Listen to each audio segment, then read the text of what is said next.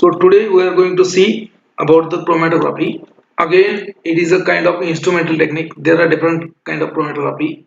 In your syllabus, you have TLC, that is thin layer chromatography. You have HPLC, HPTLC, high performance or high pressure thin layer chromatography. PC means paper chromatography. HPLC means again high pressure or high performance liquid chromatography. Okay, and then GC is there. This is gas chromatography. So we'll see what is important from these topics. Okay, different separation techniques. So if you have a mixture, suppose you have a mixture of two drugs, or simply drug के बाद में छोड़ो, drug के बाद में आएगा. Suppose you have mixture of two or three colors. आपके पास क्या है, मिक्सचर है किसका, कलर्स का. Suppose that you have two or three color mixture of two or three colors. So you want to separate that. जैसे होता है ना, आपके पास कोई भी ले लो, ब्लैक कलर है जो आपका ब्लैक कलर. सो अगर आपका ब्लैक कलर का एक स्पॉट या धब्बा आपके व्हाइट शर्ट के ऊपर गिरता है, और जब आप उसके ऊपर जब आप वॉश करने का ट्राई करते हो, जैसे उसके ऊपर पानी डालते हो, तो उसमें क्या होता है कि धीरे धीरे कलर सेपरेट होने लगते हैं. So you will get over there a blue colour as well as red colour. उसमें दो कलर होता है आपको. जब आप कोई भी धब्बा गिरता है आपके कॉटन के ऊपर, मतलब आपका जो भी शर्ट है या फिर जो भी व्हाइट कलर का जो भी गारमेंट है, उसके ऊपर अगर कोई इंक गिर गया, इंक, तो ब्लैक कलर का अगर इंक है तो उसको आप थोड़ा सा उसमें पॉट पे ऊपर थोड़ा सा ड्रॉप बाय ड्रॉप वाटर डालो. तो क्या होगा, वहां से वो स्प्रेड हो जाएगा और उसमें टू आइडेंटिकल कलर्स आपको दिखने जाएंगे. लाइकवाइज आपका अगर नोटबुक है, नोटबुक के ऊपर आपने लिखा है और वो गलती से उसके ऊपर पानी गिर जाता है, या फिर वो पेज अगर ड्रॉप हो जाता है वाटर के अंदर, तो क्या होगा कि उसमें के जो यूनिफॉर्म कलर है, जो आपका एक तो लिखा लिखा है कौन से ब्लैक कलर से लिखा है या ब्लू कलर से लिखा है, सो उसका एक ही कलर है, लेकिन जब उसके ऊपर पानी गिरता है तो वो सेपरेट हो जाता है कलर्स, दो कलर्स में.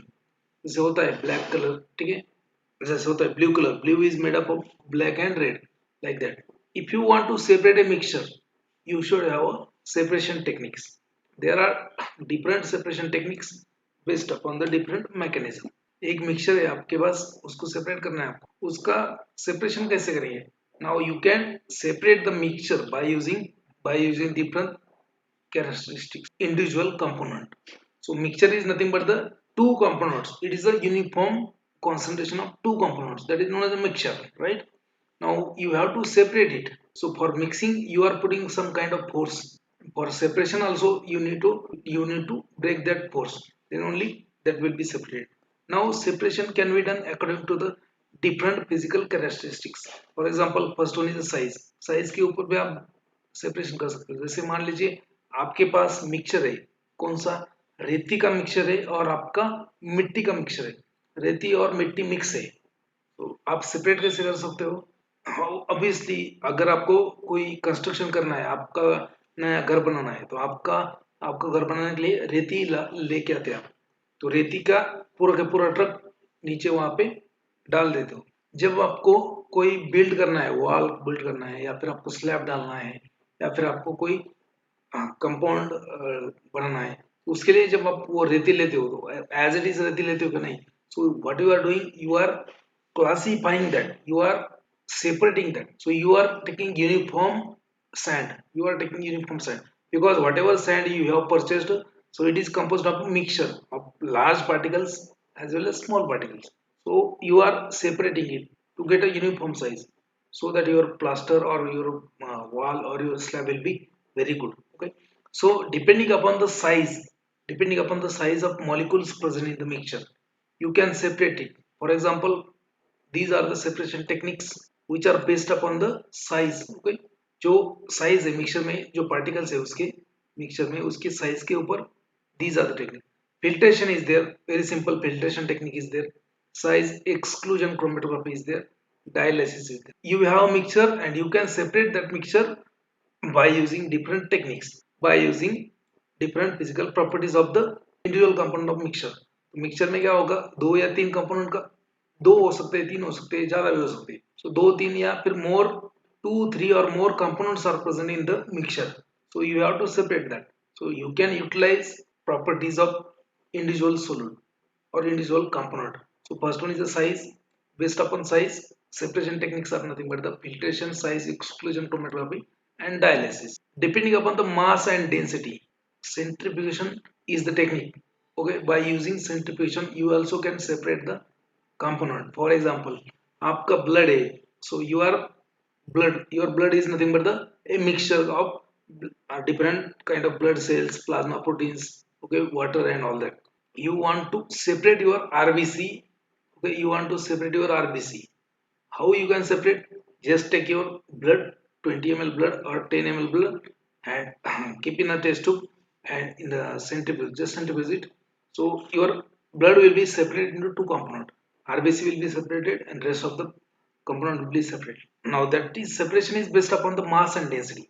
कि आरबीसी का मॉलिक्यूलर मास जो होता है ज्यादा होता है, डेंसिटी ज्यादा होता है, तो जिसका जिसका ज्यादा डेंसिटी वो नीचे सेटल हो जाता है, उसका कम है वो supernatant होता है. As your RBC has a more denser than other cells, so it gets settled at the bottom, and other cells and plasma you will find in the supernatant. Based upon the size, filtration, size exclusion chromatography, and dialysis. Dialysis means it is again a separation technique by using a semi-permeable membrane. जैसे होता है ना, आपने एक sponge रख दिया तो दूसरे साइड पे वाटर और कुछ होता है ना, आपको फिल्टर करना है जैसे, तो एक साइड पे आपने वाटर प्लस मिट्टी का मिक्सचर है, मतलब गडूळ पाणी ठेवलं आणि एका साईडला आपण तिथं एक परमिएबल मेम्ब्रेन ठेवला आणि दुसऱ्या साईडला काहीच नाही. So obviously water will move from that semi permeable membrane to another side, which is a pure water. So dialysis, again complex formation. Also you can separate the mixture of two or more components by using complex formation. If you use certain kind of reagent, अगर आपने कोई reagent use किया है जो selectively आपके एक component है उसके ऊपर जाके कॉम्प्लेक्स फॉर्म करता है, दूसरा कंपोनेंट क्या है अवेलेबल है, okay, so that is the masking. So you can separate the component by using by depending on their size, mass and density, complex formation, changes in the physical state. Change in the physical state. For example, distillation, okay, recrystallization, sublimation. So what you are doing in the distillation? So you are you are using a heat. You are evaporating that because there is a difference in the physical state. So you can isolate a pure component. जैसे होता है water alcohol. So water का boiling point ज़्यादा होता है, alcohol कम होता है. So if you heat the mixture, alcohol will evaporate more faster than earlier than water. You can isolate that. That is a kind of distillation. So changes in the physical state also, this property can be utilized to separate the mixture. Again, change in the chemical state like precipitation, electrodeposition, volatilization, ion exchange. So these are also can be used for the separation. Again, partitioning between two phases. Okay, partitioning between two phases. What I mean by partitioning? Partition. Okay, partition मतलब देखो, यहाँ पे मान लीजिए आपका water है और यहाँ पे क्या है ऑयल है, water and oil. So these two are the two different solvents, water and oil. Okay, or water or organic solvent you can say. The percentage of your compound under interest in the water and in the oil, the ratio of the concentration of your compound under analysis in the water to that of organic solvent is known as a partition coefficient. Okay, is known as a partition coefficient. तो कितना amount water में जा रहा है, कितना amount oil में है, okay, so depending on, so this property can be used for the separation. So it is used in the extraction method, also used for the separation of, okay, also used for the extraction and chromatography. So here most of the chromatography technique is they are based upon this property, partition coefficient, partitioning between two liquids. These are the different methods for separation of your mixture separate करने के लिए ये methods है. What do you mean by chromatography? So chromatography means what? Chroma means color and graphy means separation. So this term chromatography, you can break this term into two words, chroma, okay, this chroma, graphy. So chroma means color, graphy means separation or record, okay. So chromatography is the term originally used to separate the mixture of color, okay, so that's why it is known as a chromatography. Nowadays it is utilized for the separation, isolation, okay, quantification of mixture of drugs, chemicals, organic compounds. Drugs, chemical, organic compounds, they are separated, they are quantized, they are isolated by using this technique, chromatography. So basically it was a separation technique separation technique for color, but nowadays it is utilized for different kind of separation of organic mixture, identification of drug, then separation of mixture of drugs, etc., etc. Lot of things that can be utilized from this chromatography. So chromatography basically there are different kind of chromatography, there are different ways to classify. इसको classify करने के different तरीके होते हैं, जैसे depending upon the stationary phase, depending upon the mobile phase, depending upon the type of dilution technique, depending upon the बहुत सारे होते हैं, depending on the mechanism, जैसे adsorption, partition वगैरह. So first chromatography is classified on the basis of interaction between solute and stationary phase. Chromatography, अभी chromatography मतलब separation of colour. Separation किसके ऊपर होगा? स्टेशनरी फेज के ऊपर, by using A mobile phase. ठीक है. स्टेशनरी फेज क्या होता है? ए solid phase two which compound under separation, the molecules in the compound that interact with the stationary phase, they have some affinity, they have some affinity towards the phase. ठीक है. एक stationary phase होता है, एक mobile phase होता है. Stationery phase में क्या है? स्टेशनरी मतलब वो स्टेशनरी है, वो क्या है? इमूवेबल है. ठीक है, वो मूव नहीं होता है. सो आपका जो पार्टिकल्स है मिक्सचर में, वो क्या करता है? उसके साथ में इंटरेक्ट करता है, like hydrogen bond or ionic interaction, there are different type of interaction. So attract करते हैं. So more will be the attraction between the solute and stationary phase. Solute will remain more, it will spend more time in the stationary phase. जितना ज्यादा interaction होगा सोलूट का और आपका stationary phase का, तो उतना देर तक वो स्टेशनरी फेज में अटका रहेगा. ठीक है. Now less will be the interaction between solute and stationary phase, then it will be removed from that column. So वो बाद में आएगा. आपको पहले classification. Now classification of chromatography. Now, on the basis of interaction of solute and stationary phase, they are classified into adsorption chromatography, then partition chromatography, then ion exchange chromatography, then size exclusion chromatography. Now, adsorption chromatography, what do you mean by adsorption chromatography? So here there is adsorption of solute particle, okay, on the stationary phase. So that is known as the adsorption chromatography. Partition means, so here there is a partitioning between two mobile phases. So there are not two mobile phases. So there is a partitioning between two solvents. Okay, one solvent is mobile phase and one solvent is nothing but the solvent weighted stationary phase. So stationary phase में जो solvent, the solvent held by stationary phase, that is a one phase. Okay, and another phase is nothing but the another solvent is nothing but the mobile phase. So there is a partition between your partition of your solute between mobile phase and the solvent held by stationary phase. Okay, so उसके example भी आते हैं. Adsorption chromatography के example क्या है वो अपन बाद में. Now ion exchange chromatography, where there is a exchange of ions like cations and anions, so that is involved in the ion exchange. Now size exclusion chromatography, as the name indicates, size means molecular size, exclusion means in between, moving in between, exclusion. So here in case of size exclusion chromatography, so chromatography utilized for the separation of macromolecules, जो जैसे proteins enzymes वगैरह जो होते हैं, तो उसके लिए ये साइज एक्सक्लूजन क्रोमेटोग्राफी. इसके ऊपर कम से कम 2 बार जीपैट में क्वेश्चन आया. So which chromatography is one of the following technique of chromatography is based upon the separation component of mixture on their molecular size.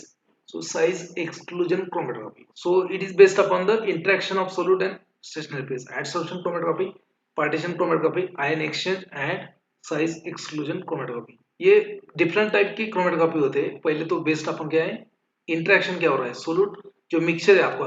So what ever mixture is nothing but the component. Mixture is having 2 or 3 components. Solute present in the mixture and the stationary phase.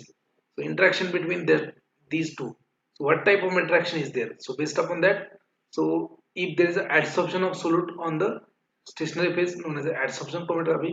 If there is a partition between the solvent held by stationary phase and the mobile phase, so there is known as a partition chromatography. If there is a exchange of ion, okay, known as the ion exchange chromatography, and if the separation is based upon the molecular size, known as the size exclusion chromatography. Now chromatography again based on the basis of chromatographic bed shape. जो आपका stationary phase है, उसके shape के ऊपर भी classify करते हैं. So first one is two dimensional chromatography. Two dimensional मतलब क्या है? Only two axis. Okay, so here TLC is the example and paper chromatography is the, मतलब यहाँ पे लेंथ एंड विड्थ यही कंसिडर. थ्री डायमेंशनल मीन्स, तो यहाँ पे three dimensional example is column chromatography. तो इसमें क्या होगा? इसमें लेंथ विड्थ प्लस उसका circle. Okay, so three dimensional column chromatography. So remember, two dimensional column, two dimensional chromatography में आता है आपका TLC and paper chromatography, and three dimensional में आता है आपका column chromatography. So they used to ask question following is technique comes under the three dimensional chromatography. Two dimensional में आता है आपका पेपर क्रोमेटोग्राफी एंड टीएलसी मतलब thin layer chromatography. Three dimensional में आता है आपका column chromatography. Column chromatography on the basis of physical shape, on the basis of physical shape. So liquid chromatography and gas chromatography. Liquid chromatography and gas chromatography. इसमें stationary phase तो रहेगा, लेकिन mobile phase कौन सा है? So in the liquid chromatography mobile phase is liquid or mixture of liquid or mixture of organic solvents or whatever it may be. So in the gas chromatography, mobile phase is nothing but the gas. So first of all, you should know what is meant by stationary phase and what is meant by mobile phase. So stationary phase क्या होता है? Is for stationary. Stationary phase means it is a support on which there is interaction between solid to be separated. ठीक है, ये क्या है? Stationary phase मतलब ये सॉलिड सपोर्ट होता है. It is a support phase, supporting phase. So on which there is a separation of mixture occurs due to interaction of your solute and stationary phase. तो स्टेशनरी फेज में क्या क्या use करते हैं? जैसे मान लीजिए सिलिका जेल. सिलिका जेल होता है, केसलगर होता है, कैल्शियम कार्बोनेट होता है, बहुत सारे एडसोर्बेंट है, वो अपन बाद में देख लेंगे. ओके, नाउ दूसरा एक आता है आपका mobile phase. Mobile phase, mobile phase मतलब क्या है? मोबाइल फेज मतलब it is a solvent, a single solvent or a mixture of solvent in which the component are soluble. Okay, the component are soluble. तो इसमें क्या होता है कि कंपोनेंट दोनों भी मिक्सचर जो है, तो whatever component present in the mixture they are soluble in the mobile phase. तो आप बोलेंगे सर इसमें सोल्यूबल है तो सेपरेशन कैसे होगा? और separation is based upon this stationary phase. So मान लीजिए कि आपके मिक्सचर जो है उसमें दो कंपोनेंट है, drug A and drug B. So drug and drug B will have different chemical structure, will have different chemical and physical properties. So जैसे मान लीजिए कि टेक एग्जांपल, जैसे मान लीजिए कि सेपरेशन हो रहा है एडसॉर्प्शन के बेसिस पे. Okay, now drug A will have different interaction with the stationary phase and drug B will have different interaction with the stationary phase. Suppose that drug A has a strong interaction between stationary phase, or drug A has a strong interaction with the stationary phase, so it will be retained for longer time on the stationary phase. Okay, and drug B has a less interaction, so drug B will be removed quickly from the stationary phase. A will have a higher retention time and drug B will have a less retention time. So that's how there is a separation. जो mixture है उसमें का जो components है mixture में, जो जितने भी कंपोनेंट्स है ए बी सी डी, तो हर एक का कंपोनेंट का इंटरेक्शन कितना हो रहा है स्टेशनरी फेज के साथ में. तो पहले तो अपन एडसॉर्प्शन क्रोमेटोग्राफी ही समझ लेंगे, क्योंकि बाद में का बाकी बाद में समझिए. सो मान लीजिए कि adsorption chromatography, so there is adsorption phenomenon is involve. Okay, तो एडसॉर्प्शन फिनोमेनन कैसे इन्वॉल्व होगा कि जो मिक्सचर का कंपोनेंट है आपके स्टेशनरी फेज के ऊपर कितना एडसॉर्ब हो रहा है, क्योंकि मिक्सचर है तो हर एक कंपोनेंट का अपना अपना एडसॉर्प्शन फिनोमेना रहेगा. कोई ज्यादा एडसॉर्ब होगा, कोई कम एडसॉर्ब होगा, कोई जल्दी निकल जाएगा, जल्दी डिटैच होगा, डिसॉर्ब होगा, है ना. Absorption desorption.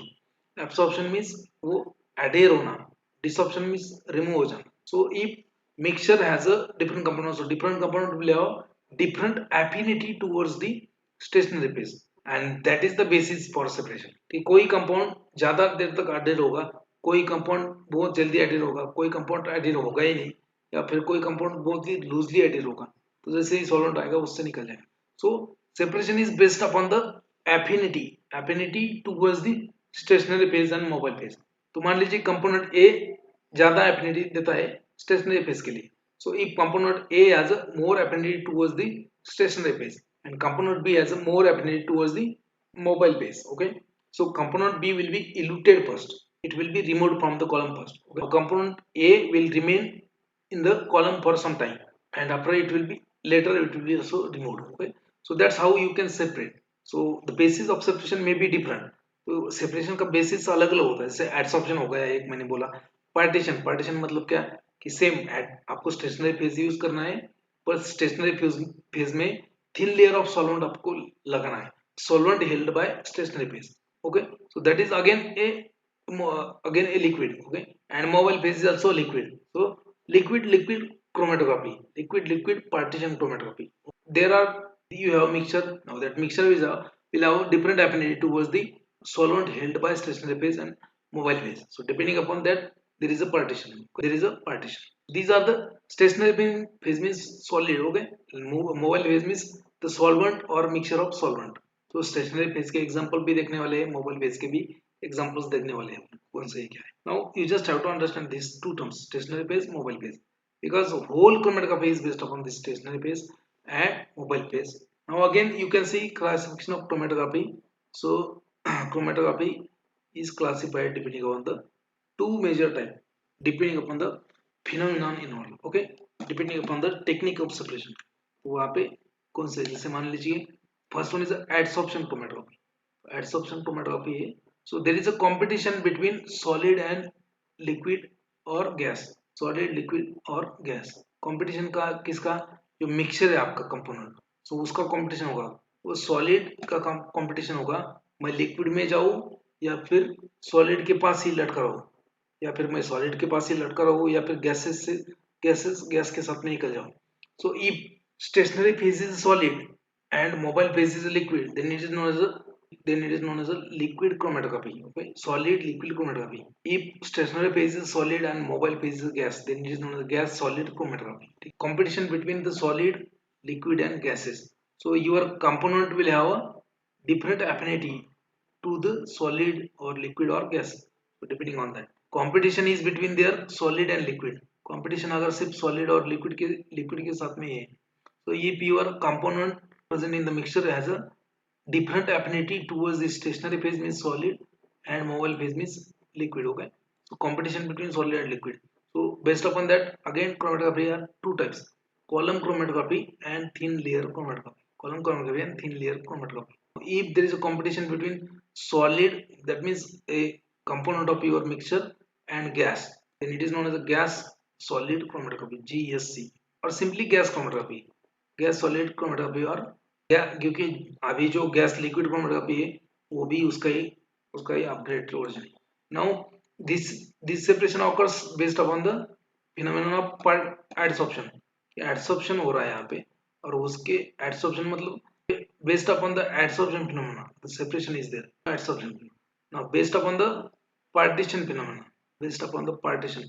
पार्टीशन किस में होता है, अगर दो लिक्विड है तो उसमें पार्टीशन होगा. सो पहले लिक्विड कौन सा है, liquid held bye A solid.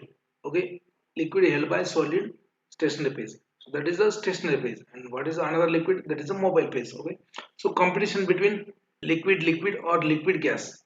So that is a liquid chromatography or gas liquid chromatography. Liquid chromatography or liquid gas chromatography. So if there is a competition between liquid and liquid, मतलब liquid held on a solid phase, that is stationary phase, and another is a mobile phase. So based on that, again column chromatography is there, paper chromatography is there, then thin layer chromatography is there. If there is a competition between liquid and gas, then it is known as a gas liquid chromatography. Simple है, मतलब यहाँ पे क्या है, देखो मान लीजिए आपका कंपोनेंट है मिक्सचर, उसको आपको सेपरेट करना है. Class there are different techniques. जैसे होता है कॉलम क्रोमेटोग्राफी, तो उसमें भी दो टाइप होता है कि एडसॉर्प्शन कॉलम क्रोमेटोग्राफी होता है, पार्टीशन कॉलम क्रोमेटोग्राफी होता है. So if there is a adsorption phenomena involved, known as adsorption column chromatography. If there is a partition phenomena involved, it is known as partition column chromatography. अगर gas chromatography में भी दो type का होता है, जैसे gas solid chromatography and gas liquid chromatography. So if there is a competition or the separation, basis of separation is nothing but the adsorption between the solid stationary phase and gaseous mobile phase. So it is known as a gas solid chromatography. Now if there is a competition between okay liquid held on the stationary phase and mobile phase is nothing but the gas, so it is known as gas liquid chromatography. That clear, समझ लगा. Now, what is chromatography? Separation of mixture or drug or colors into individual component. Okay, by using stationary and mobile phase. क्या होता है chromatography? It is nothing but the separation of mixture of drug or colors or individual components of mixture by using stationary phase and mobile phase. So chroma means color and graphos means writing or separation. Technique was first invented by a botanist. एक botany का एक professor था M set है, उसने invent किया था chromatography का technique to separate the जैसे होता है क्लोरोफिल पिगमेंट्स उसने सेपरेट किया था first time. So he separated the chlorophyll pigments by using chromatography. That is the definition of chromatography. Now, what is stationary phase? It is nothing but the is porous solid support used in the chromatography, known as the stationary phase. What is mobile phase? Different solvent or their mixtures in a different proportion. तो एक solvent भी हो सकता है, या mixture of दो solvent भी हो सकते हैं, या फिर ज्यादा solvent भी हो सकते हैं. So that is a mobile phase. Okay, there are two terms again chromatography. There are two terms depending upon the mobile phase used, depending upon the nature of mobile phase. मैंने बोला है कि chromatography का classification बहुत सारे तरीके से होता है. इसके ऊपर क्वेश्चन जीपैट में आ चुके हैं, तो you should be careful. Okay, आपको याद रखना है. There are two types of chromatography based upon the nature of stationary phase. तो स्टेशनरी फेज जो है सॉलिड सपोर्ट, तो उसका नेचर कैसा है, न्यूट्रल है या फिर पोलर है, ठीक है, उसके बेसिस पे. So normal phase chromatography you have to careful. Okay, you should be, you have to pay attention. Normal phase chromatography में क्या होता है, normal phase chromatography. So here there is a polar stationary phase. क्या है, polar stationary phase. क्या होता है यहाँ पे, polar stationary phase and non polar mobile phase. Polar stationary phase and non polar mobile phase, that is normal phase chromatography. ठीक है, normal phase chromatography है कि आपका जो सॉलिड मतलब आपका जो स्टेशनरी फेज है उसका नेचर अगर पोलर है, so if your solid stationary phase is polar in nature, and obviously you have to use non-polar solvents or non-polar mobile phase. Okay, so if polar stationary phase is there and non-polar mobile phase is there, so such type of chromatographic technique is known as a normal phase chromatography. ठीक है, अभी उसके opposite होगा किसमें, reverse phase chromatography. So what is reverse phase chromatography? So obviously reverse means reversal of phases. ठीक है, reversal of nature of phase against stationary phase. तो यहाँ पे नॉर्मल फेज में स्टेशनरी फेज क्या था, पोलर. ठीक है, नॉर्मल फेज में क्या है, पोलर. अभी यहाँ पे क्या रहेगा, non polar. So in case of reverse phase chromatography, the stationary phase is a non polar in nature, non polar, and mobile phase is a polar in nature. Mobile phase क्या होगा, polar होगा. तो oppositely यहाँ पे clearly आपको याद ही करना पड़ेगा. देखो क्वेश्चन इसके ऊपर कम से कम 2-4 बार आ चुका है. What is reverse phase chromatography, what is normal phase chromatography. एक बार फिर से देखो, पहला होता है normal phase chromatography. In this normal phase में क्या होता है, पोलर स्टेशनरी फेज. क्या है, पोलर स्टेशनरी फेज. पोलर मतलब पोलर स्टेशनरी फेज. ठीक है, इसमें जैसे सेलुलोज वगैरह आएगा. ठीक है, now non polar polar stationary phase and non polar mobile phase. अभी नॉन पोलर मोबाइल फेज कौन सा है, for example n hexane. N hexane क्या है, नॉन पोलर है. ठीक है, एन हेक्सेन लिक्विड है, नॉन पोलर. तो polar stationary phase, non polar mobile phase, वो गया normal phase chromatography. Reverse phase chromatography means what, so इसको रिप्लेस करो. जैसे यहाँ पे पोलर था, यहाँ पे अभी क्या रहेगा, non polar stationary phase, non polar stationary phase और polar and polar mobile phase. तो नॉर्मल फेज मतलब क्या, पहले पोलर बाद में पहले polar stationary phase, and polar अगर स्टेशनरी फेज है तो ऑब्वियसली नॉन पोलर आपको मोबाइल फेज यूज करना पड़ेगा. ठीक है, नाउ रिवर्स फेज में क्या होता है रिवर्स फेज में नॉन पोलर स्टेशनरी फेज है और आपको पोलर मोबाइल फेज यूज करना है. ठीक है, now normal phase chromatography, it is rarely used in the pharmaceutical analysis. तो normal phase chromatography rarely use किया जाता है. Reverse phase chromatography is mostly कौन सा यूज करता है, रिवर्स फेज क्रोमेटोग्राफी. तो जितने भी एनालिसिस होते हैं आजकल by using chromatographic analysis, so they are all utilizes the reverse phase chromatographic technique. so याद रखो, नॉर्मल फेज क्रोमेटोग्राफी में जो स्टेशनरी फेज है वो पोलर रहेगा, पोलर. बाकी जो मोबाइल फेज है वो नॉन पोलर नॉर्मल फेज में. अभी रिवर्स फेज में क्या है कि स्टेशनरी फेज क्या रहेगा, non polar and mobile phase polar. ठीक है, ये होगा रिवर्स फेज क्रोमेटोग्राफी, ये हो गया normal phase chromatography. Normal phase में polar stationary phase and non polar mobile phase. ठीक है, क्वेश्चन इसके ऊपर आता ही आता है। ठीक है, कौन सा पोलर है कौन सा नॉन पोलर। स्टेशनरी फेज तो पोलर ही रहता है। स्टेशनरी फेज क्या रहता है, पोलर। तो आपको अगर नॉन पोलर स्टेशनरी फेज बनाना है, so if you want to use reverse phase chromatography, so you have to make your stationary phase non-polar. So how can you make stationary phase non-polar?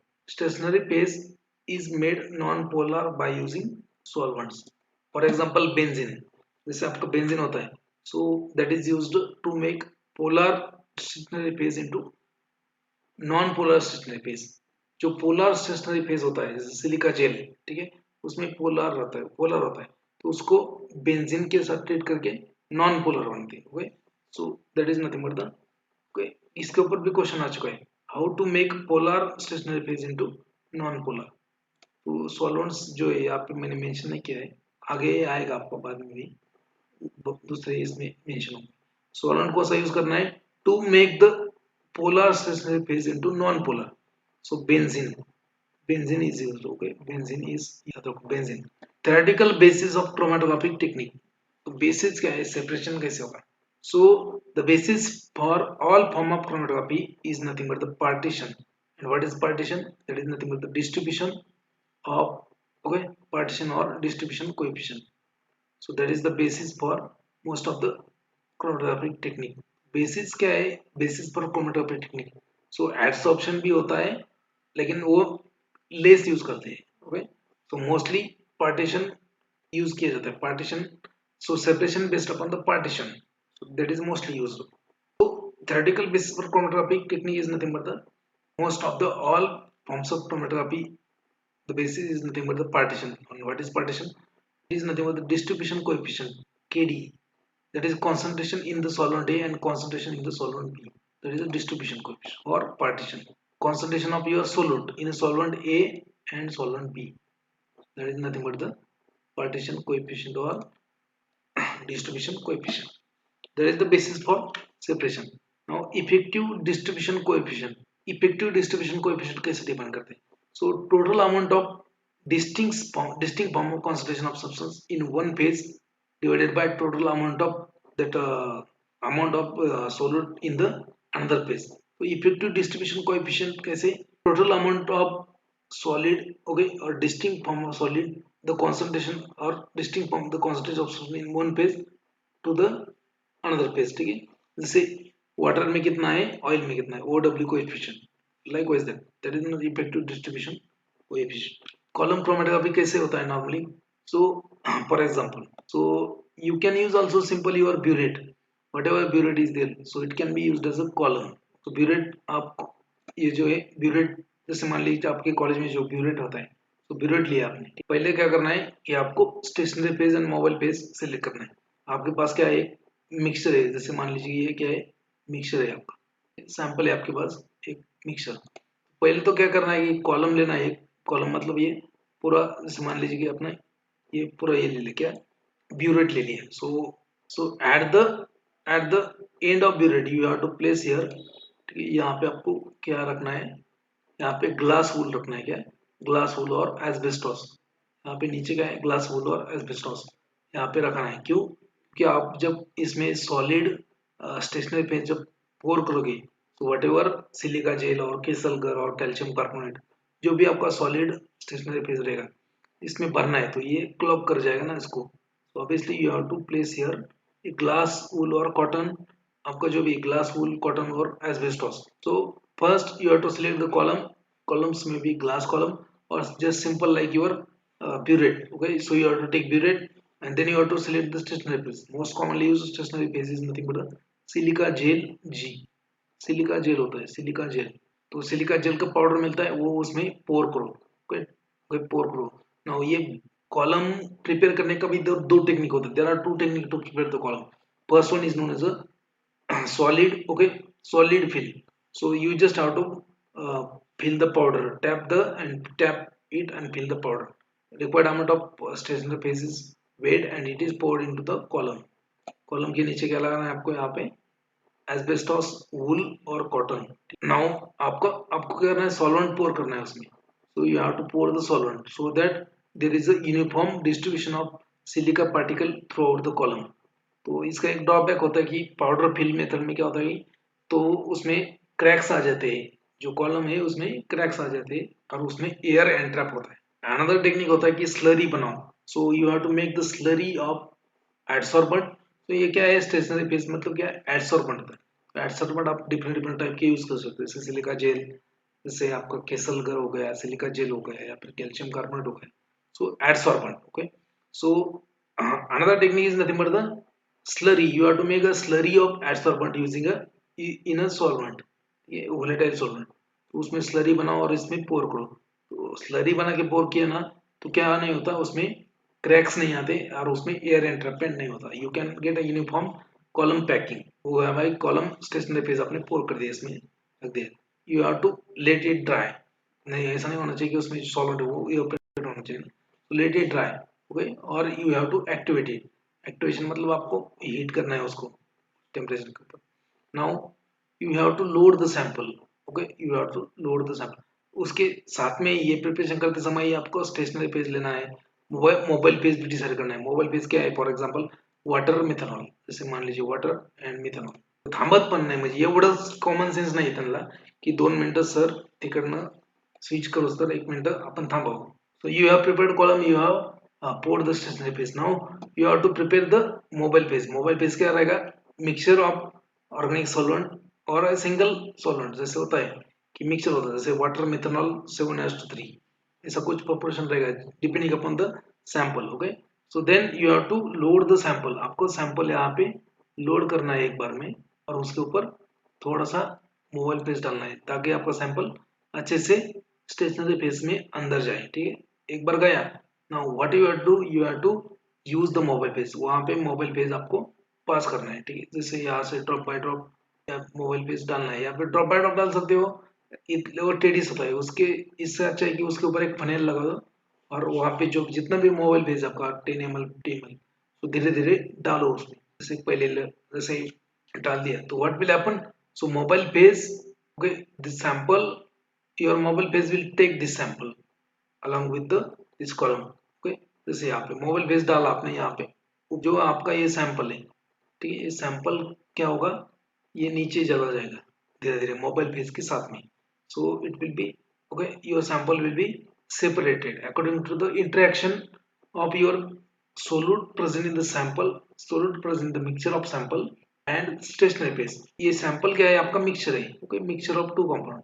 so one component will have a strong interaction with the stationary phase। so इसमें जल्दी strong interaction होगा तो ये adds up होगा देर तक, and another component has a weak interaction with the stationary phase, and this mobile phase will take down, okay। so this, the component which is having less interaction with the stationary phase will be eluted first। तो इसका एक fraction आप ले लो पहले। कुछ कुछ colour colour जो chlorophyll pigment होते हैं, सो या फिर आपका कलर मिक्सचर है, तो उसमें तो साफ साफ दिखता है कि आपका सेपरेट हो चुका है, आपको फ्रैक्शन कैसे निकालना है। और visible visible component, if your component are non visible, so obviously you have to derivatize that। जैसे देखो यहाँ पे दो सेपरेटेड हो गए बैंड आपके। इनिशियली आपका मिक्सचर था, mixture of two component, one component two component, slowly जैसे मोबाइल पेज ऐड करते हो आप तो वो सेपरेट होना चालू हो जाएगा। so those component which are having strong interaction with the stationary phase will spend lot of more time in the stationary phase, and those components which have less interaction with the stationary phase will be removed from stationary phase quickly। so this, okay, this addition of your mobile phase and movement of your mobile phase, okay, movement of your mixture along with the mobile phase through the column is known as a elution technique, is known as a elution technique। और जो whatever component is removed from the column is known as eluent, elute is known as elute, E-L-U-T, elute। तो eluted molecules लगे, तो एक component है आपने collect किया है इसमें, जैसे देखो यहाँ पे ब्लू कलर में, तो इल्यूटेड मॉलिक्यूल ये पहले कलेक्ट करो आप, और बाद में दूसरा आपको हो जाएगा दूसरा, because this component has a more interaction with the column and this has a less, so that's why this component is eluted first and this component is eluted second, okay। so that is a simple column chromatography, okay, technique of column chromatography। various types of chromatographic techniques, types कितने होते हैं, so first column chromatography or column adsorption chromatography. So if adsorption phenomena is involved in the, if there is interaction of solute and stationary phase, adsorption phenomena is there, then it is known as a adsorption column chromatography. अगर उसमें ही अगर partition हो रहा है, so known as a partition column chromatography. First adsorption column chromatography, adsorption between solid stationary phase and mobile phase. इसमें stationary phase क्या रहेगा, solid, and mobile phase क्या रहेगा, liquid.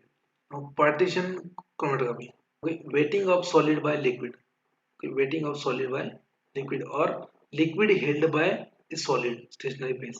आपका liquid है जो held किया है उसको बोलेंगे, okay, so there is interaction between that liquid held by solid and mobile phase is obviously a liquid, so okay, that is known as a partition. So liquid held by solid, ये क्या है, liquid held by solid. So partitioning between stationary phase, liquid held on stationary phase and mobile phase.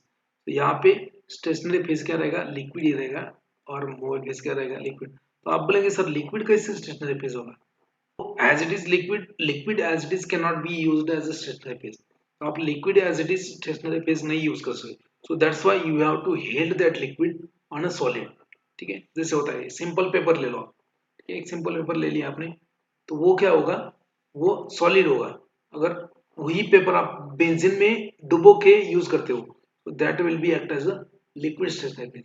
एक paper है आपके सामने, वो paper रखो, mobile phase use किया आपने मिथेनॉल वाटर, और क्या किया उसके ऊपर एक कलर का, मतलब एक कलर का ड्रॉप ले ले, मिक्सचर ऑफ कलर, और आपको सेपरेट करना है बाय यूजिंग पेपर क्रोमेटोग्राफी. तो आपने क्या किया, सिर्फ वहां पे एक मोबाइल बेस और सिंपली स्टेशनरी बेस क्या है, सेलुलोज पेपर, तो वो होगा एडसॉर्प्शन कमेंट, क्योंकि वो क्या होगा, वहां पे इंटरेक्शन होगा different compound of colour and stationary base. Stationary base क्या रहेगा, cellulose, paper is made up of cellulose. ठीक है, अभी मान लीजिए कि वही आपने दूसरा पेपर बेंजीन में डुबो के ले लिया. So what is there, so benzene is a solvent which is held by the cellulose. तो वहां पे एक बेंजीन और सेलुलोज का लेयर बनेगा, और बाकी आपका मोबाइल फेज रहेगा methanol water. So there are two different stationary phase. पहले पहले एग्जांपल में सॉलिड स्टेशनरी फेज था, दूसरे एग्जांपल में सॉलिड में उसमें liquid held by solid, so liquid stationary phase. So for partition you need a both, okay, liquid. So in case of partition chromatography, stationary phase is also liquid, that is the liquid held by solid, and obviously mobile phase is liquid. Okay, then paper chromatography, so stationary phase is nothing but the cellulose paper or paper sheet. So इसमें भी अगर adsorption है तो simply paper रहेगा, अगर partition है तो liquid held on a paper. Then thin layer chromatography, thin क्यों बोलते हैं उसको, because there is a thin layer of adsorbent supported on either glass slide or either on a paper. Okay, तो thin layer chromatography क्यों बोलते हैं इसको, a thin layer of adsorbent. Column में क्या होता है, थिक लेयर होता है. So in the thin layer chromatography, a thin layer of adsorbent supported on a glass slide or aluminum foil. It may be either solid or liquid stationary phase. Mobile phase will be liquid. Solid stationary phase है तो that is known as adsorption, and liquid stationary phase है that is known as a partition. Now gas liquid chromatography known as GLC. तो इसके ऊपर question आ चुका है.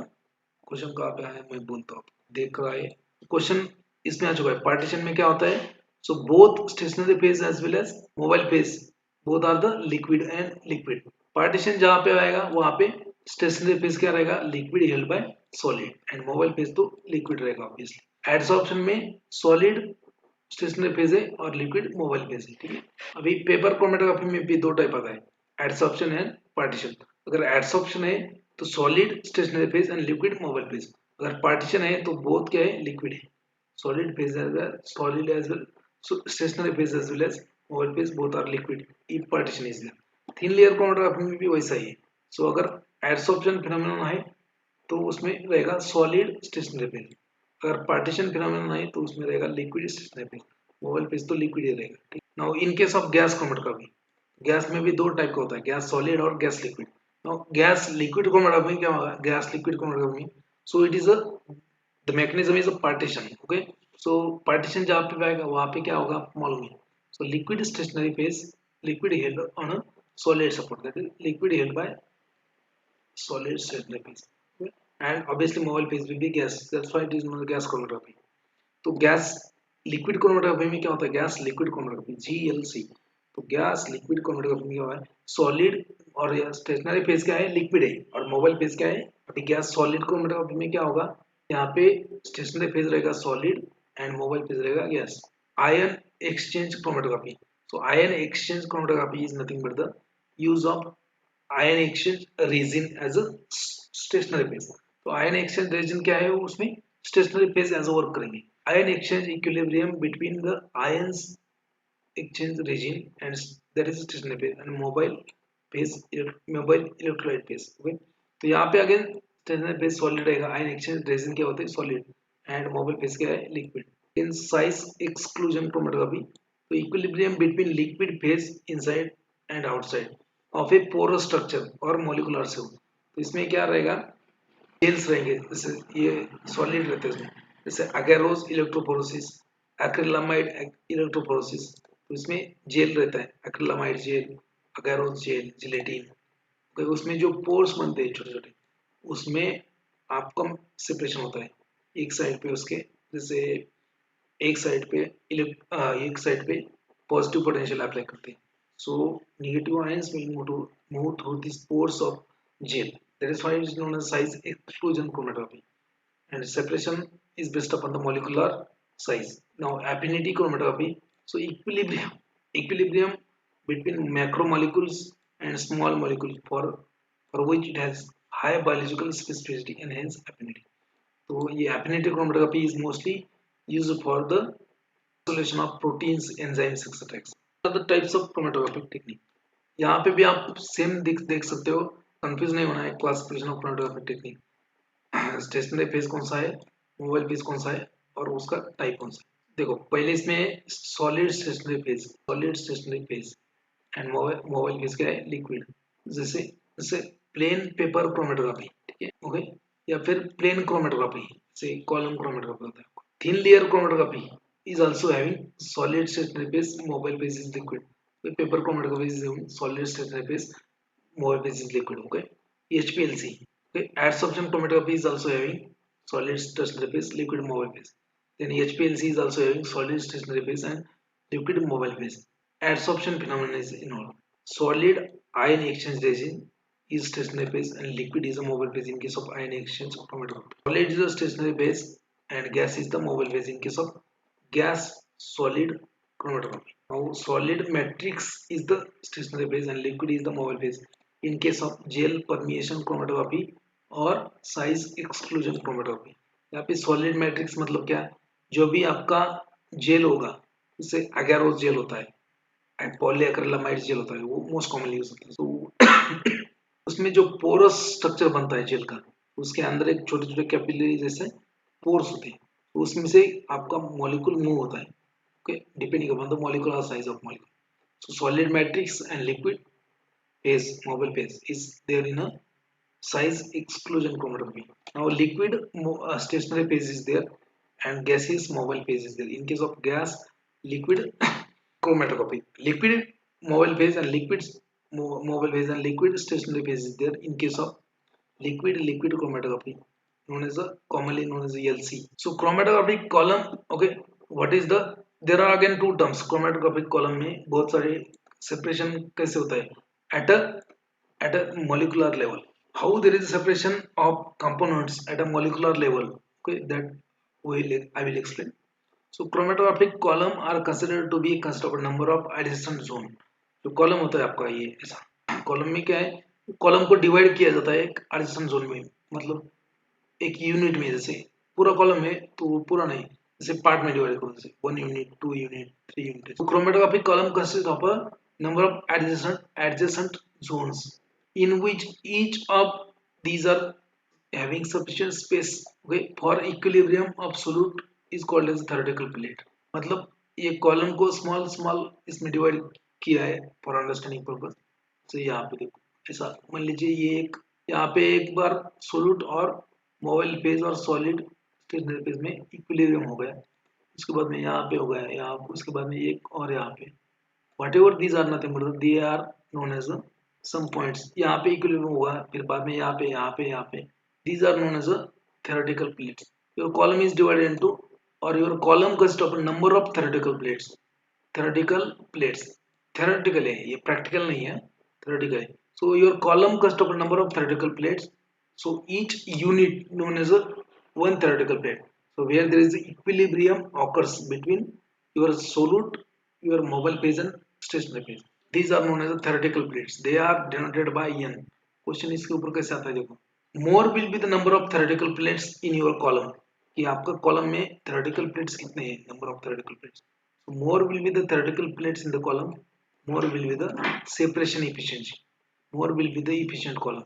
जितने नंबर ऑफ थ्योरेटिकल प्लेट्स ज्यादा होंगे उतना कॉलम क्या होगा, इफिशियंट होगा, उतना कॉलम इफिशियंटली सेपरेट कर पाएगा आपके मिक्सचर को। That is known as a okay. So theoretical plates, number of theoretical plates are directly proportional to the column efficiency. याद रखो, number of theoretical plates they are directly proportional to the column efficiency, and this was question in GMAT. So number of theoretical plates is okay, n is directly proportional to column efficiency. जैसे मान लीजिए n क्या है, number of theoretical plates, n is directly proportional to the efficiency, column efficiency. जितना ज्यादा number of theoretical plates आपके column में रहेगा उतना ज्यादा इफिशिएंट रहेगा वो in the separation. So again अगर आपको मालूम नहीं, यहाँ पे कुछ लिखा नहीं है, so I used to explain it. आपको पहले ही एक लेक्चर में बोला था कि मैंने जब भी लेक्चर चालू होगा होगा आपको आपको कीर्तन नहीं सुनने का है, आपको क्या करना है, पेन और नोटबुक लेके लिखना है। बहुत सारी चीजें ऐसी होती कि जो यहाँ पे मेंशन नहीं रहता लेकिन मैं बोलता हूँ। Okay, so remember number of theoretical plates will increase, the column efficiency will increase. ये बहुत ही इंपॉर्टेंट है, क्वेश्चन आता है। So n is directly proportional to the efficiency of column. So जितना ज्यादा थ्योरेटिकल प्लेट उतना ज्यादा इफिशिएंसी कॉलम को होगा। ओके, याद रखो। And length of column is known as a plate height. So column is divided into a small unit known as a theoretical plates. Okay, and length of column is known as a column height. Okay, in a meter or centimeter जो भी है। Now height equivalent to theoretical plate. Another term is there, height equivalent to theoretical plate. Another term is there, height equivalent to theoretical plate, known as HETP. तो यहाँ पे पहली चीज आपको याद रखना है क्या, और एक बार बोलता हूँ। Okay, your column is divided into a small number of adjacent zones. Small number of adjacent zones. Column consists of a large main number of adjacent zones. Okay, in which each adjacent zone or each zone in the each particular zone there is a equilibrium between solute, your mobile phase and solid or stationary phase. So known as a theoretical plate. क्या बोलते हैं उसको, theoretical plate denoted by n. And the length of column, okay, length of column is known as a plate height. एक छोटा सा जो होता है आपका न्यूमेरिकल छोटा सा ये जो एरिया है कॉलम का, कॉलम आपका बहुत बड़ा है ऐसा, जो एरिया है उसका जो हाइट है, ये जो हाइट उसका जो लेंथ है उसको बोलेंगे प्लेट हाइट, और इसको पूरे को क्या बोलेंगे, प्लेट, ए थ्योरेटिकल प्लेट। ओके, सो ऐसे बहुत सारे थ्योरेटिकल प्लेट होंगे आपके कॉलम में। ये थ्योरी है, it is a theory. So number of theoretical plates in the column that indicate the efficiency of column. More number of theoretical plates in the column, more will be the efficient. The column will be the more efficient. So efficiency, column efficiency is directly proportional to the, तो यहाँ पे याद रखो number of plates are directly proportional to the column efficiency. दूसरा एक term होता है इसमें theoretical plate, और दूसरा एक टर्म होता है height equivalent to theoretical plate, HETP. Okay, यहाँ पे लिखा है मैंने, सॉरी बोल गए, higher the number of theoretical plates more will the efficiency of column. Normally HPLC में क्या होता है कि थ्योरेटिकल प्लेट्स कितने चाहिए, नॉट लेस देन 750, और नॉर्मली आइडियली कितना होना चाहिए, मोर देन 2000। अगर आपके कॉलम का 750 के नीचे अगर थ्योरेटिकल प्लेट है that means your column is useless. So in HPLC जो कॉलम यूज करते हो आप, उसका थ्योरेटिकल प्लेट्स अगर 750 से कम है तो वो उसको फेंक दो कॉलम को, वो यूजलेस है। So for analysis you need at least 750 theoretical plates in the column. Telling factor उसका 0.5 से ज़्यादा नहीं होना चाहिए, not more than, sorry, not more than 1 है। Telling factor not more than 1, yes 0.5 होता है। And standard का 5 standard का relative standard deviation RSD not more than 2 होना चाहिए, तभी जाके वो कॉलम सुटेबल है एनालिसिस के लिए। Okay? So these are known as system stability parameters. ये क्या होते हैं, सिस्टम स्टेबिलिटी पैरामीटर। कि नॉर्मली कॉलम का प्लेट कितना होना चाहिए, मिनिमम प्लेट्स होना चाहिए उसमें 750, ideally 2000, that is a desired. उसका टेलिंग फैक्टर होना चाहिए नॉट मोर देन 0.1। उसका 5 जो 5 स्टैंडर्ड जो है उसका रिलेटिव डेविएशन कितना, RSD कितना होना चाहिए, not more than 2। So that means your system is suitable for analysis, the system stability। now theories of chromatography, first क्या है, प्लेट थ्योरी। प्लेट थ्योरी होता है rate theory. so plate theory क्या है, developed by Martin and Synge, that is the concept of theoretical plates. जैसे ऊपर बोला है ना मैंने, your column is divided into number of small small addition zones known as a theoretical plate। So plate theory was developed by Martin and Sinch, that is the concept of theoretical plate। A column consists of a series of discrete separate continuous horizontal layers which are termed as a theoretical plates। Equilibrium of solute between stationary phase and mobile phase occurs at molecular level at these plates। ठीक है, एक theory है। तो आपका column में ऐसे बहुत सारे प्लेट होंगे, जितने ज्यादा प्लेट उतना ज्यादा कॉलम इफिशिएंट होगा। For a particular length of column L, जैसे मान लीजिए कॉलम का लेंथ है आपका, पर्टिकुलर लेंथ है आपका, height equivalent to theoretical plate h, height equivalent to theoretical plate h is denoted by h, height equivalent to theoretical plate denoted by h, hdp। okay, so is given by l divided by h, length divided by height। okay, so hdp is inversely proportional to the resolution, column resolution। तो यहाँ पे दो terms है, मैंने पहले बोला इसके दोनों के ऊपर क्वेश्चन आ चुका है। पहला होता है theoretical plates, more will be the theoretical plates, okay, higher will be the theoretical plates of column, more will be the efficiency of column। HTP is inversely proportional to the column resolution, so more will be the HTP। क्या है देखो यहाँ पे, more will be the HTP, less will be the column resolution, क्योंकि number of theoretical plates क्या है, directly proportional है। तो जितना ज्यादा theoretical plates उतना ज्यादा resolution। और HTP क्या है, HTP length divided by height of each plate. तो जितना ज्यादा height equal to theoretical plate होगा उतना लेस कॉलम इफिशिएंट होगा।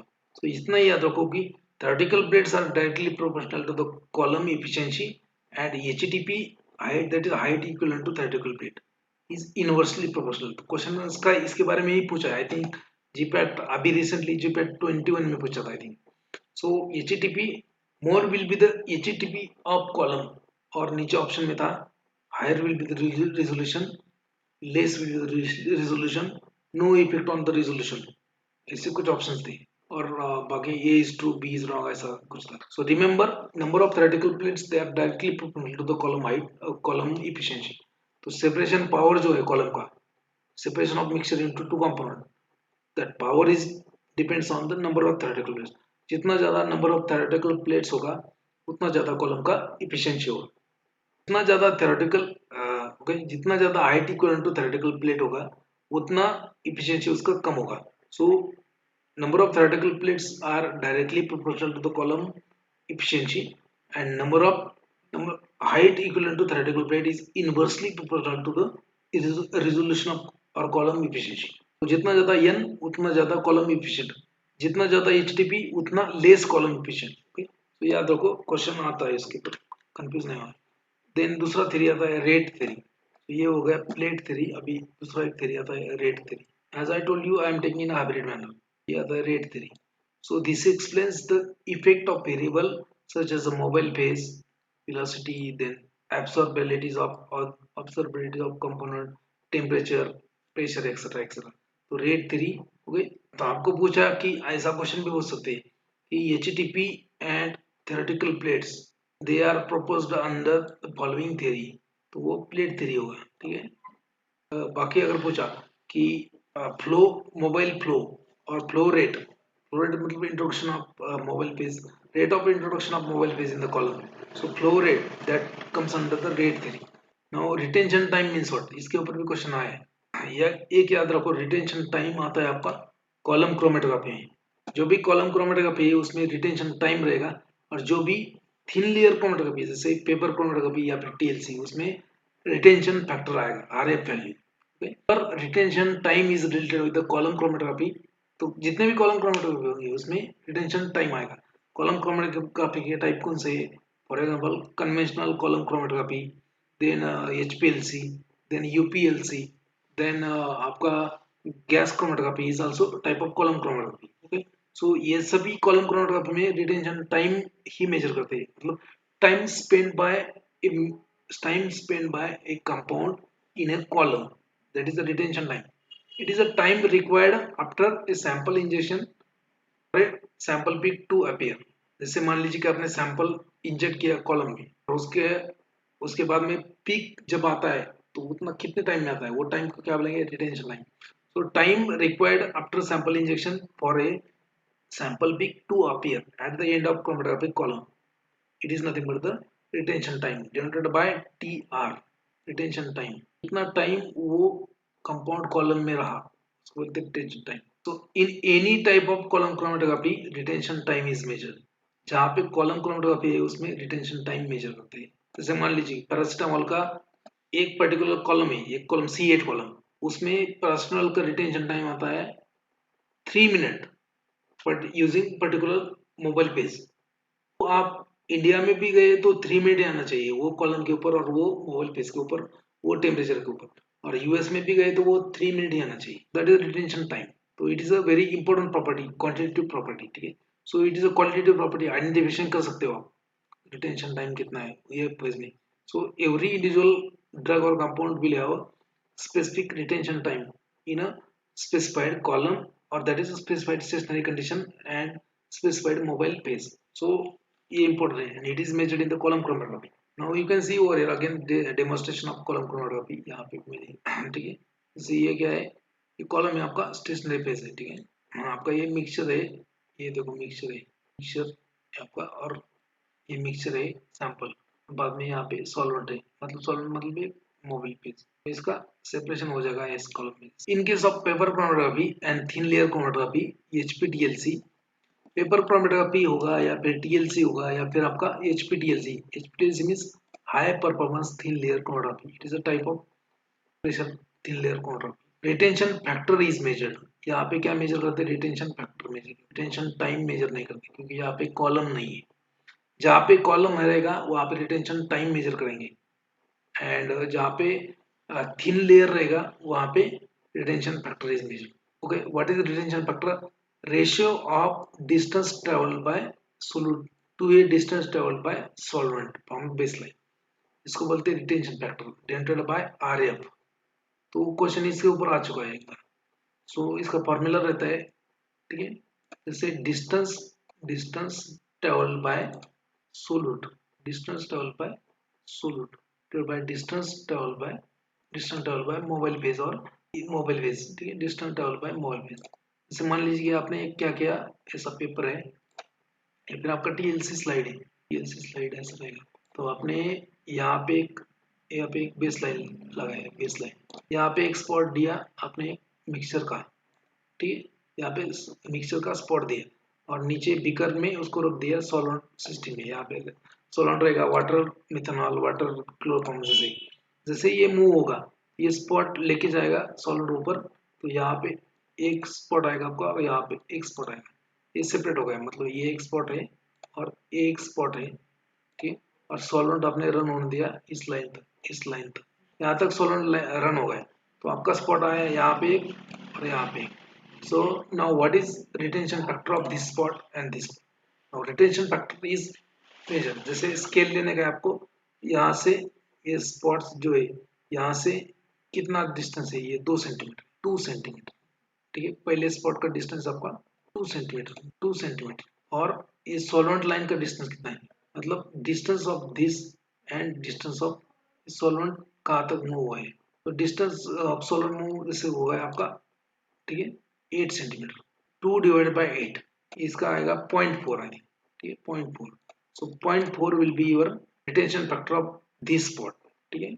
अभी देखो ये हो गया दूसरा स्पॉट, ये दूसरा स्पॉट है तो इसका डिस्टेंस मेजर करो फ्रॉम दिस, तो मान लीजिए ये आ गया आपका 6 सेंटीमीटर, 6 सेंटीमीटर, ओके। और आपका सॉल्वेंट फ्रंट कितना मूव हुआ है 8, सो 6/8, तो ये आएगा कुछ 0.2 0.1, उसका रिटेंशन फैक्टर आएगा 0.1 0.2। So remember one more thing here, retention factor is always less than 1। जो रिटेंशन फैक्टर होता है आपका, retention factor is always less than 1, एक से क्या होगा, कम ही होगा, एक से क्या होगा, कम होगा। Retention factor is always less than 1, ठीक है। क्योंकि क्या होता है कि क्योंकि स्पॉट जो है आपका वो मोबाइल पेज जहाँ तक जाता है उसके पहले ही आएगा ना। So distance travelled bye spot will be always less than distance travelled by your solvent front, ठीक है। That's why retention factor is always less than 1। Retention factor क्या रहता है, ऑलवेज लेस देन 1, याद रखो, लिख लो। तो देखो आप कौन से भी बुक में देखो रिटेंशन फैक्टर किस हर एक कंपाउंड का क्या रहेगा, 0.6, 0.2, 0.8 ऐसा ही रहेगा। Because distance travel by solvent will be more and distance travel bye solute will be less. आपने किया होगा कुछ ऐसा, ठीक है। यहाँ पे स्पॉट दिया, सेपरेट होगा, ये मिक्सचर है, मान लीजिए ये it is a mixture, mixture separate होगा, यहाँ पे एक स्पॉट आया आपका और यहाँ पे एक स्पॉट आया और सॉल्वेंट हुआ मूव यहाँ तक। तो इसका डिस्टेंस यहाँ से ये डिस्टेंस और यहाँ से ये डिस्टेंस पूरा, ठीक है। ये distance divide by distance travel by spot divide by distance travel by solvent point is nothing but the will give you retention factor. तो हर एक का रिटेंशन फैक्टर अलग रहता है। So it is a characteristic of, so it is used for the identification again. Okay, broadening of peaks in the chromatography is due to the, जो peak broad होता है, broadening of peak is due to the different reason. First one is Eddy's diffusion, second one is a longitudinal diffusion, and third one is a non-equilibrium mass transfer. Now, the relationship between Eddy's diffusion, longitudinal diffusion, and non-equilibrium mass transfer is given by Van Dimter equation. Van Dimter equation. इसके ऊपर कम से कम 2-3 बार question आए। Theoretical basis for separation. Okay, theoretical basis for separation. Again ये आ गए। Theoretical basis for separation, Van Dimter equation. Okay, so it is peak broadening in the column chromatography is due to the Eddy's diffusion, longitudinal diffusion, and non-equilibrium mass transfer.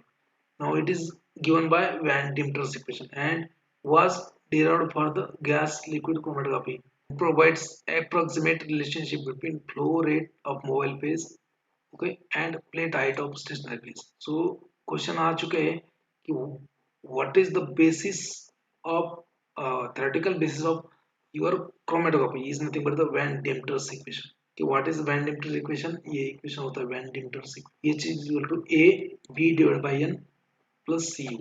H क्या है, B क्या है, where A is nothing but the Eddy's diffusion, B is nothing but the longitudinal diffusion, and C is nothing but the equilibrium non equilibrium mass transfer है।